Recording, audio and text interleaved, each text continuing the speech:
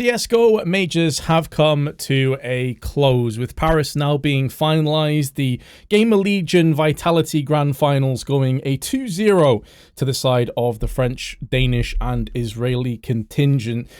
Dualism and Frog joined by me again as we're going to delve in finally in our last episode, of course, of the Paris Major. We're going to be talking about the finals itself and also the overall feel of the Major from Challenger stage all the way to the Champion stage. We'll be kicking off with you, Dualism, into that match in particular, the one I just touched on, Vitality and Gamer Legion, of course. It was a 2-0. We talked about it yesterday that we thought Gamer Legion may have a sniff at maybe picking up a map, but it didn't start well for them at all. That first map was a bit of a crushing defeat.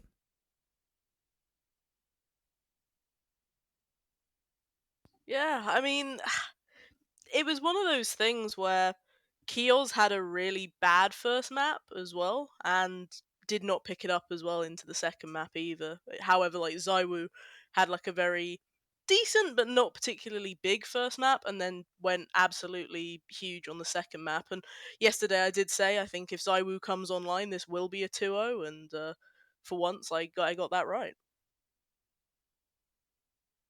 Yeah, I mean, I was concerned it was going to be a complete just domination, that entire best of three.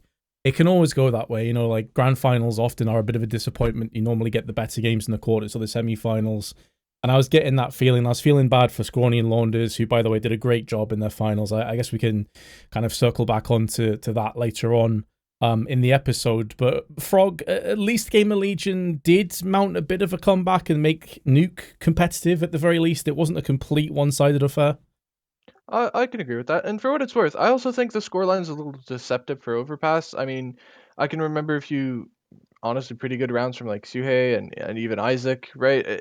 Sure, it didn't feel like Gamer Legion were in control of Overpass, but 6-16 I don't think really paints the full picture. I think if you go back and watch that demo, you'd see that there were a few really good moments from Gamer Legion. Ultimately, yes, Vitality were in the driver's seat. But on Nuke, Imma really came alive, and that was great. It did give him a nice chance of winning that map, and for what it's worth, yes, am I a little disappointed that it wasn't a 2-1 and that it was a really, really close series? Of course, but I guess it's also just nice to see that Vitality did really show up on the day. And yeah, as Dualism touched on, Zaiwu having a great second map on Nuke as well. Yeah, he was very, very sharp indeed. He ended up getting the MVP of the entire tournament as well from HLTV, which I think many people would agree with. He was fantastic, and one of the, I suppose, negatives or criticisms, I guess you could say, of Zaiwu is a lot of people have said when it comes to playoffs, he doesn't necessarily perform at his top level, especially with majors. But you also have to put in the caveat, he's not really been here that often. It's a bit of a false narrative, I think, at this stage. But a lot of people assume that Zaiwu has been to like 10 playoffs at majors, and that's just not the case. So for him to be on home soil and actually perform, that was maybe one of the things we discussed yesterday as a gateway in for Gamer Legion. If Zaiwu does start slow, if they have a couple of issues, well, that just wasn't really the case. And so overall, on this best of three, Dualism, I'll start with you first and foremost here.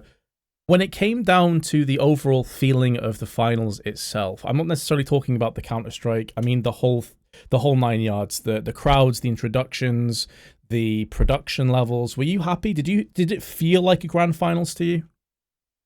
I I want to say yes. I think that realistically, in terms of atmosphere, it definitely was hype. I think, especially when we look back to Rio, where without a Brazilian contingency in that final, it did feel a little bit lackluster in comparison. But here, it is obviously helped by having Vitality and having French players on that lineup in front of a French crowd with the Golden Hornets in the audience and a bloke with a trumpet tooting it the whole time. That definitely does add to things. If we ignore the fact that the trophy looked dreadful, I think yeah. And as far as you're concerned as well, Frog, obviously this is the send-off for CSGO. I think it's been overplayed quite a bit. CS2 isn't that different. But still, it's sort of like a feels good. It's good for the narrative points. Did this feel like a grand finals to you? Did you get the kind of bittersweet or the good feeling overall? Do you feel content coming out of this major overall, would you say? Well, I'm gonna agree with you that I think it's overplayed, and realistically, unless between what we've seen so far and what's actually coming out in a few months potentially, CS2 shouldn't be that different to CS:GO, right? We're not talking about the leap from 1.6 to Go or anything, right? But I guess it did feel a little bit not lackluster. I mean, yes, the crowd was really good today, but I was hoping for something a bit more hype building up into, the player announcements and stuff like that. And it was just kind of the same as the last few days, which isn't to say that it was bad or anything, but I don't know. I guess like from an overall content perspective, it did feel like it was a little bit lacking. Again, we've touched on this so many times, but no player profiles.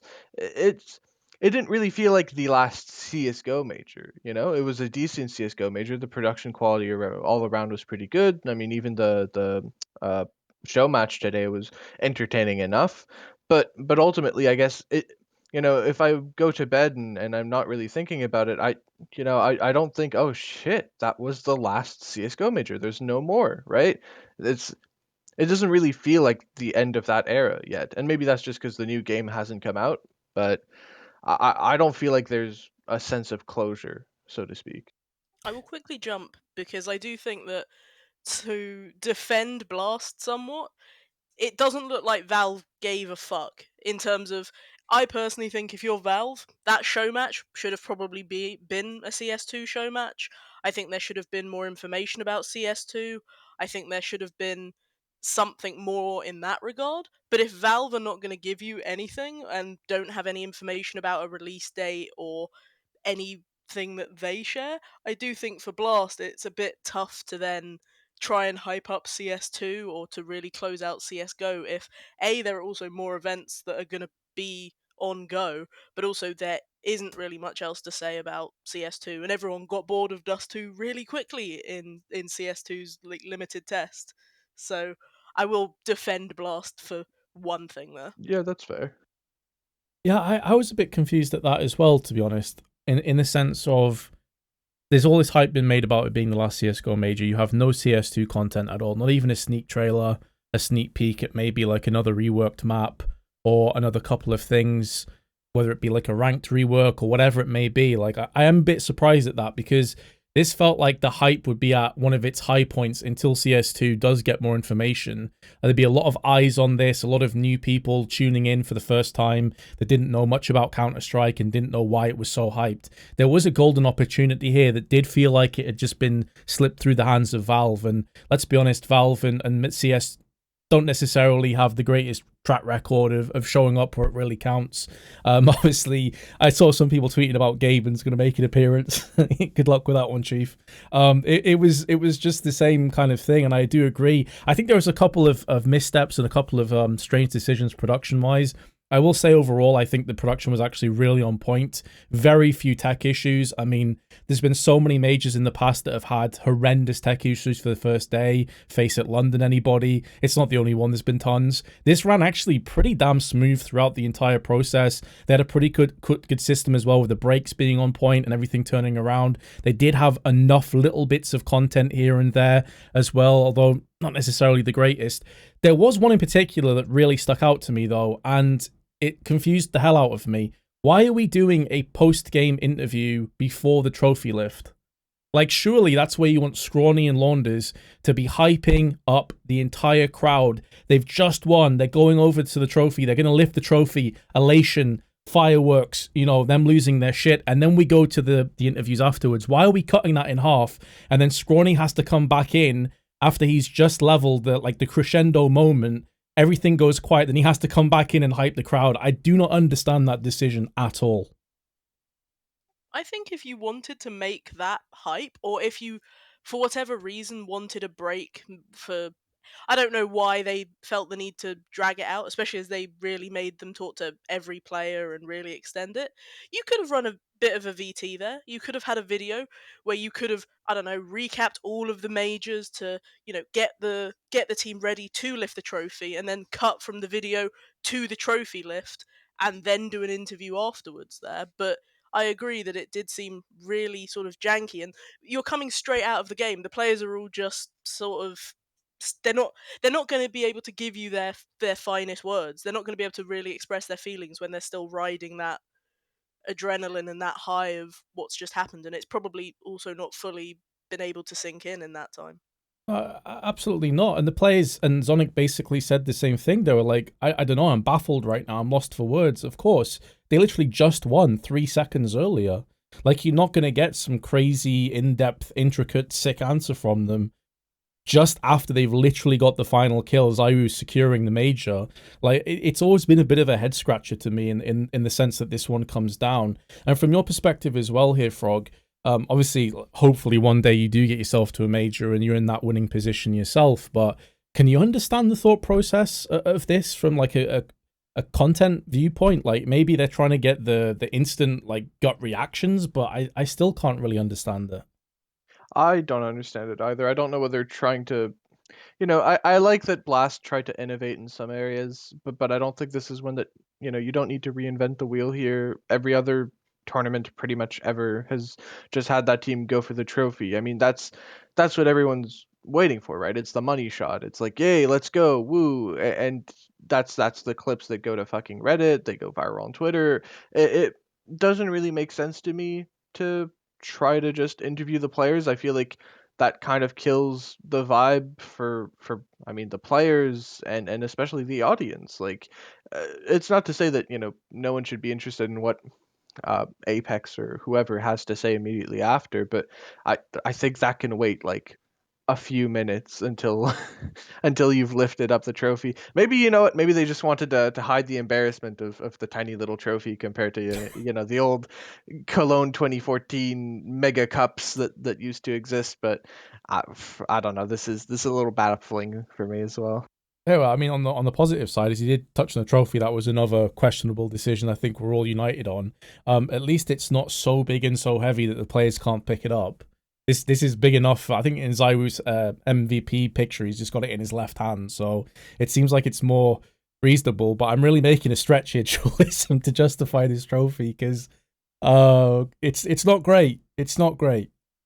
It just lacks epicness, and I do think, last major or not, you want a trophy to feel like something that not quite imposing. I can't think of the word I'm looking for, but you want it to be something that inspires when you're looking at it. I do think a purple Dorito smothered in cheese doesn't really capture it. It's also not very CS. I think it is that kind of. If this was a Splatoon World Finals, I think it would have been a perfect trophy.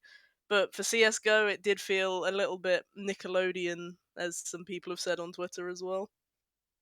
It definitely had that vibe. I mean, I understand that Blast, historically, and they even had some content pieces with Nicholas, who was talking about, the stage and the trophy and all of the background stuff and their preparation work for the major, which I actually liked the insight. I liked the little delves behind the scenes. Production is always a criminally underrated aspect of making every single event tick. And so it was cool to get their perspective on this one. And he did say, like, we wanted to go for something different. We wanted to put our own spin on this. We wanted it to be unique.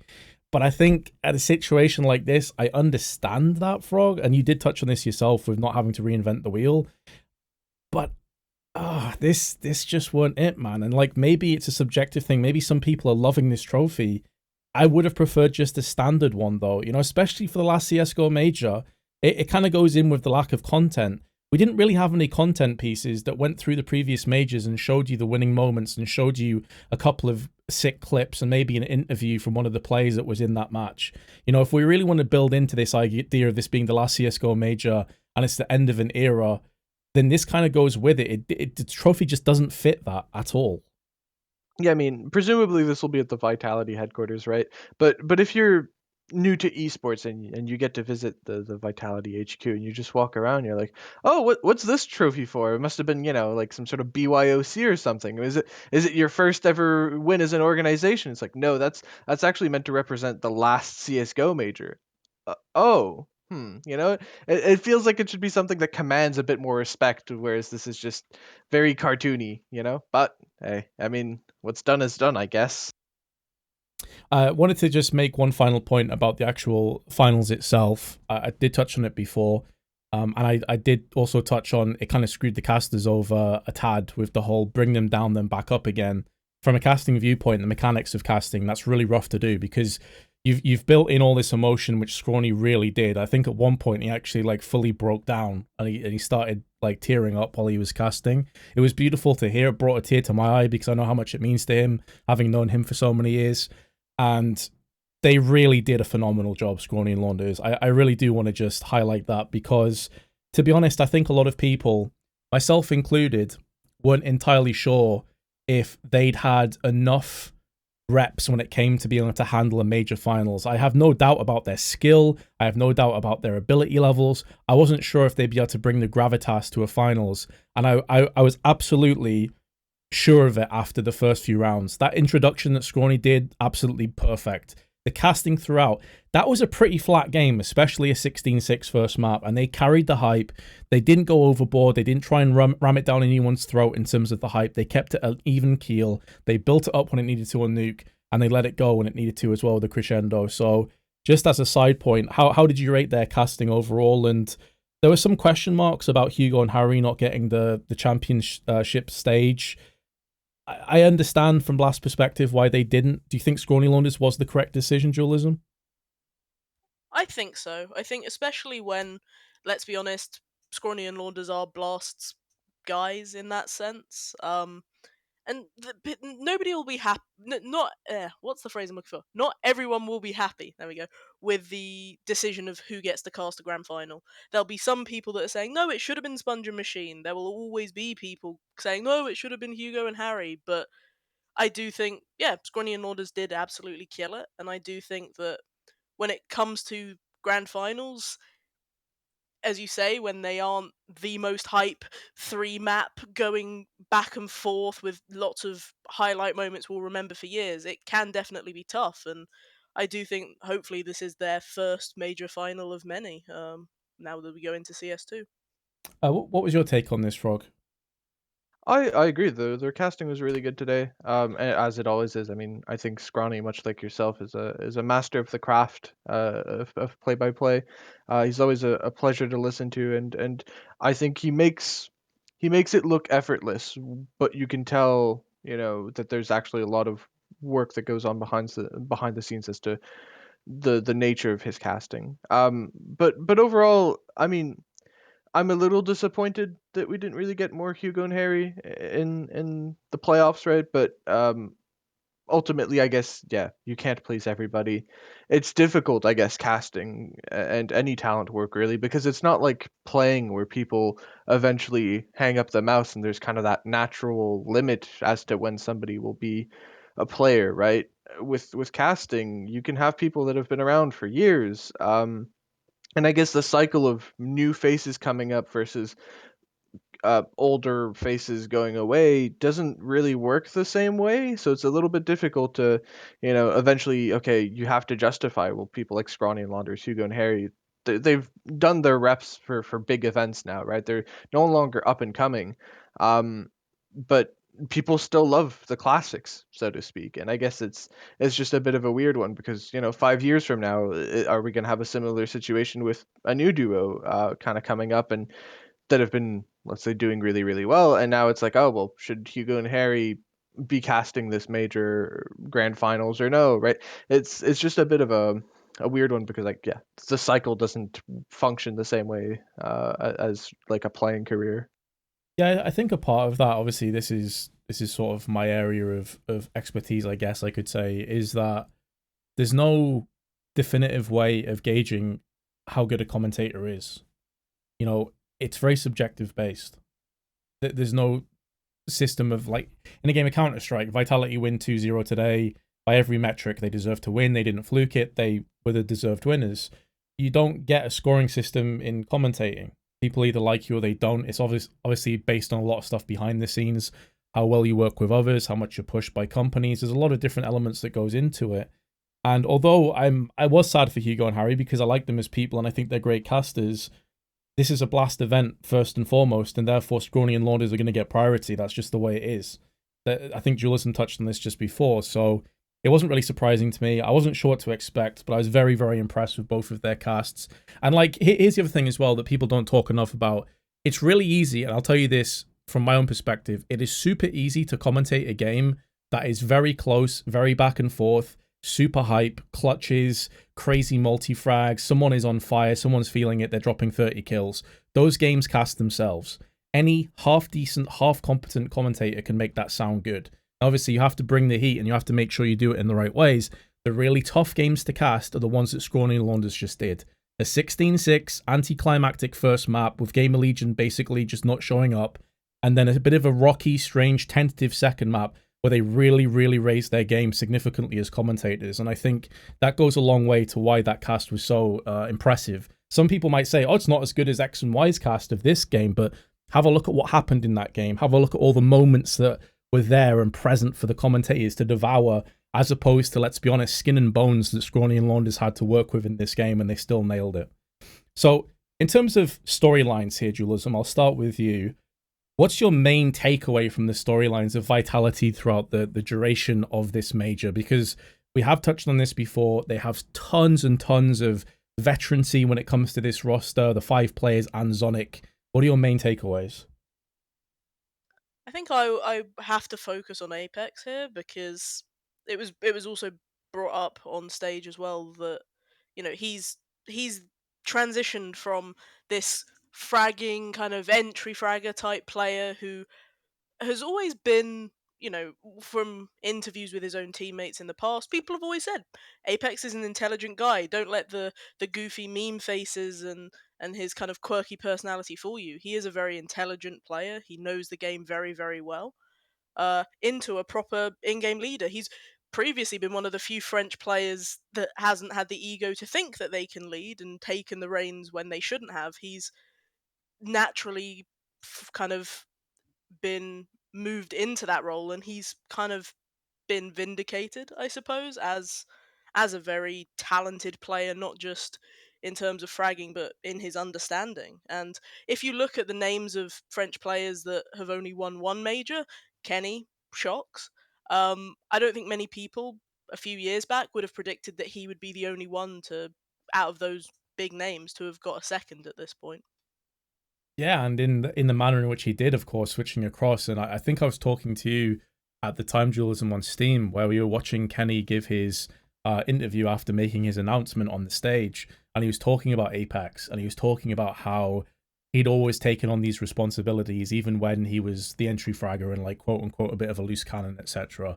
But he could always tell there was a semblance, there was an interest there. But I think he said when it was G2 initially, that's when he started to see Apex as a potential IGL, like a real ironclad, capable IGL player. So yeah, I mean, you could hear in his voice like the emotion when Banks was interviewing him, and he said like, "I've had to deal with years of ridicule and years of doubt and years of people scapegoating my IGLing. Well, fuck you, now we've won a major," basically, is what he said. And you could just feel like this massive relief just come off his shoulders, Dualism, and it's understandable when you take into account the history.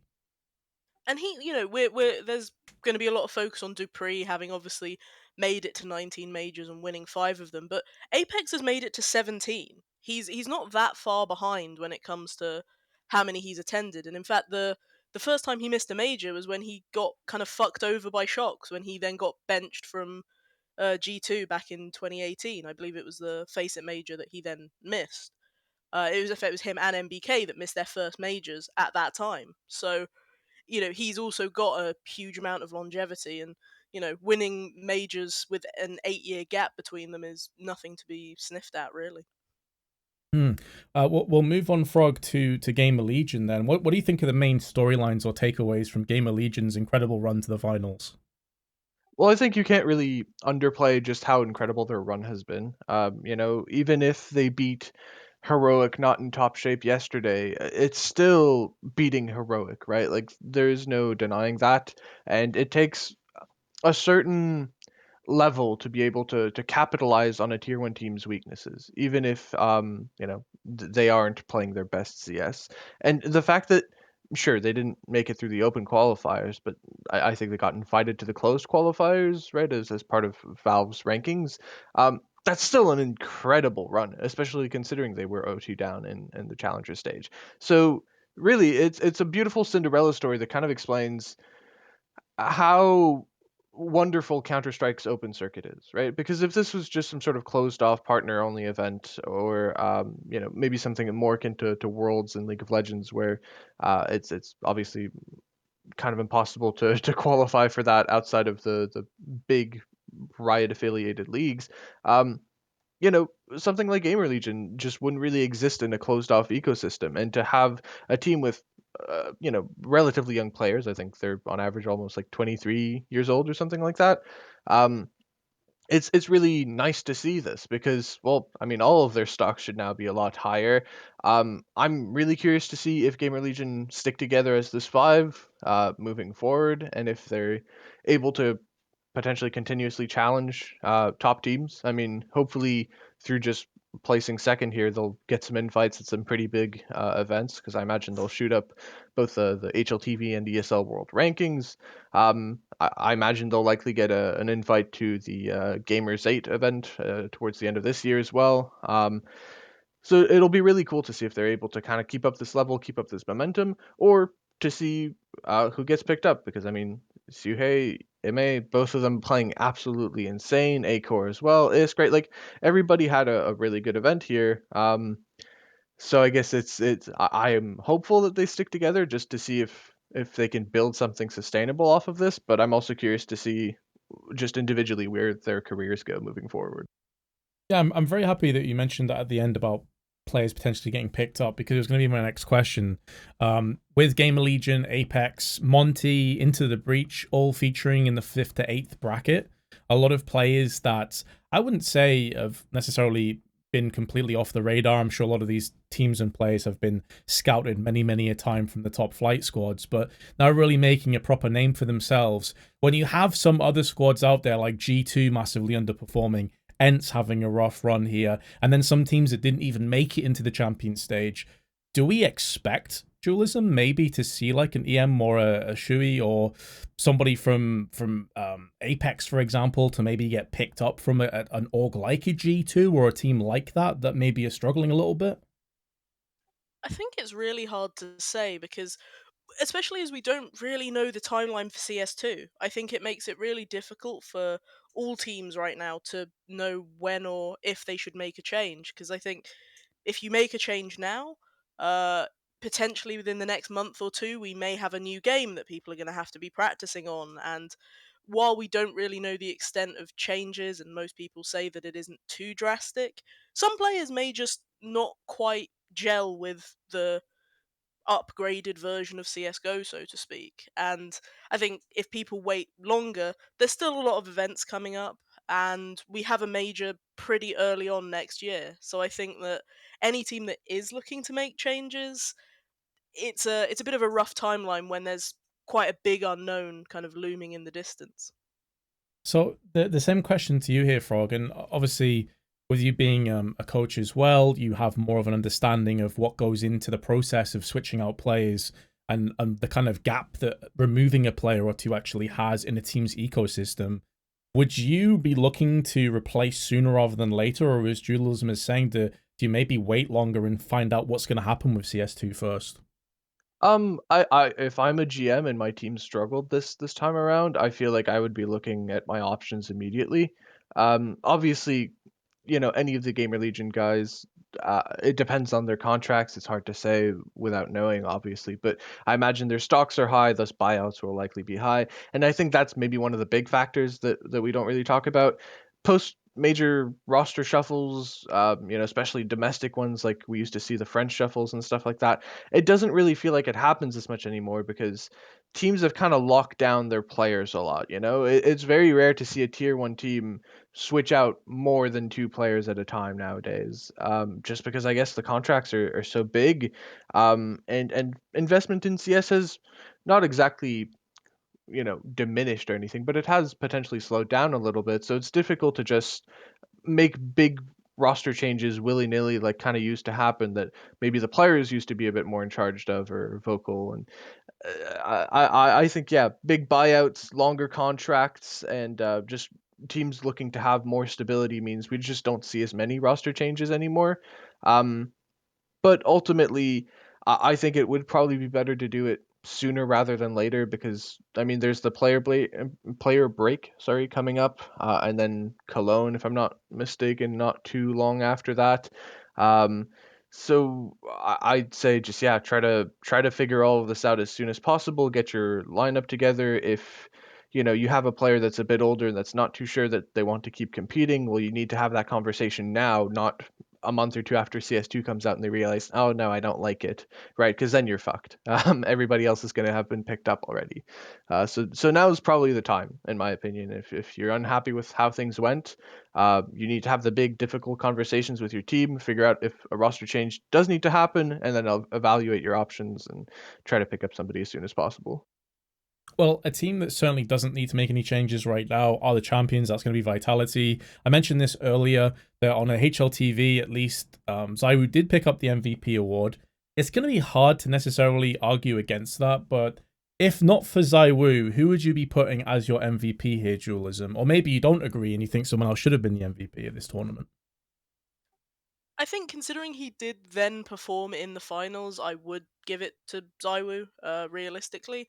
I know that in other tournaments it's been given to people on losing teams, and there is an obvious candidate that I will allow Frog to discuss in more detail afterwards, but I do think in fitting with major tradition, yeah, I think it had to go to ZywOo. I think that a lot of Vitality did step up, but he was the best player in the tournament, realistically. So, yeah.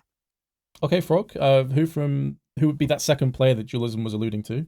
I mean, it would have to be MA, right? Like he didn't do as amazingly in the challenger stage, but from the legend stage onwards, this guy was absolutely insane. I mean, prior to the grand final today, he was even higher rated than ZywOo was. And that's not to say that, HLTV did HLTV ratings determine who the best player in the server is, but it's hard to understand MA's performance on Gamer Legion. He is a big reason they were able to get to that grand finals. And even though he didn't show up at the same extent today, he still played pretty well. And I mean, it's hard not to just really love this guy. I mean, I talked about it yesterday, but the way he communicates is so impactful, especially for an entry fragger, right? It's such a crucial, impactful role.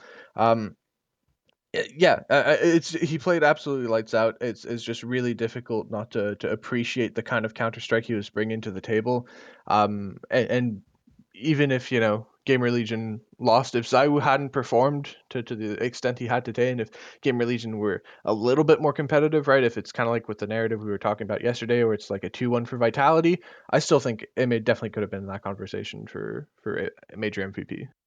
Yeah, I think that's a very good show. I think for me, if not for ZywOo on Vitality, I might even be leaning towards Spinks. I think he had some Oh, really stellar performances throughout this entire tournament.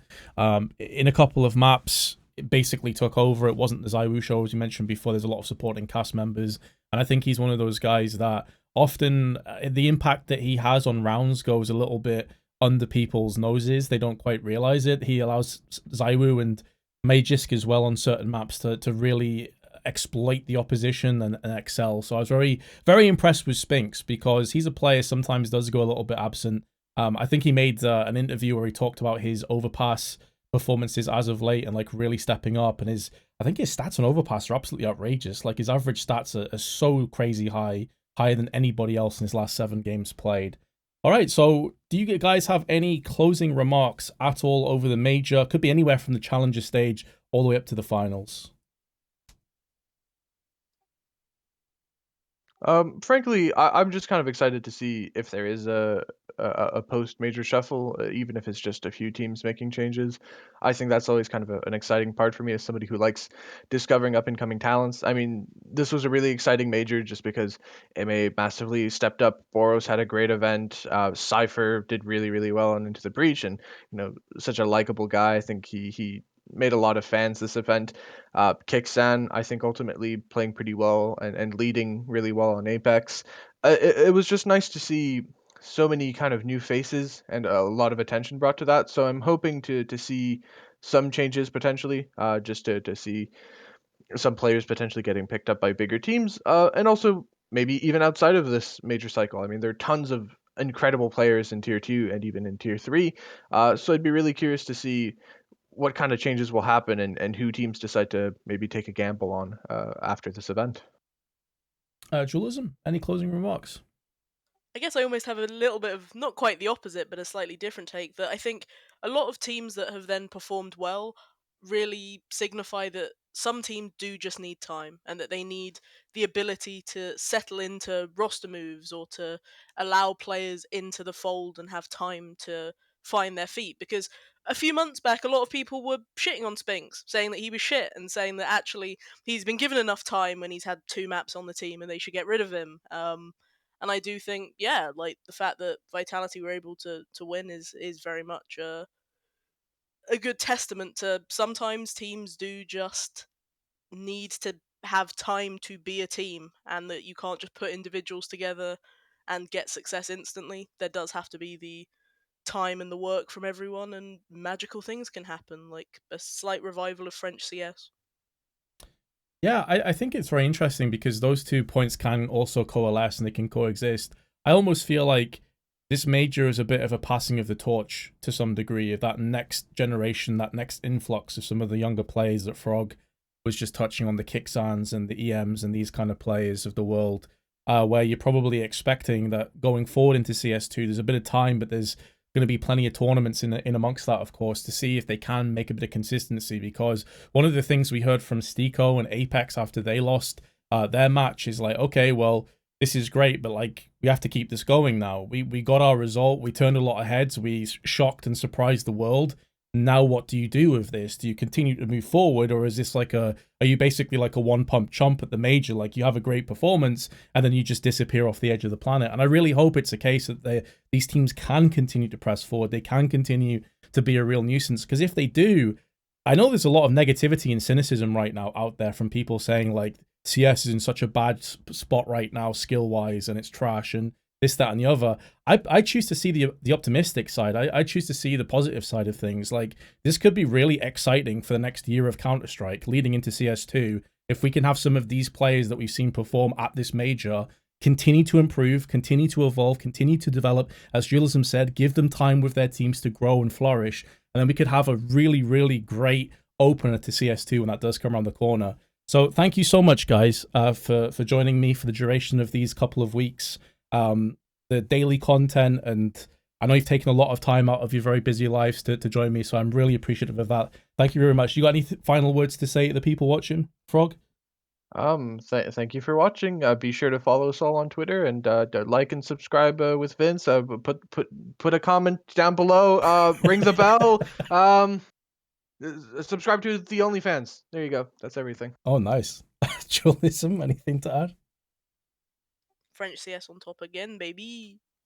And that's the perfect place to leave it. Thank you very much for watching, guys. I'll see you in the next video. Peace.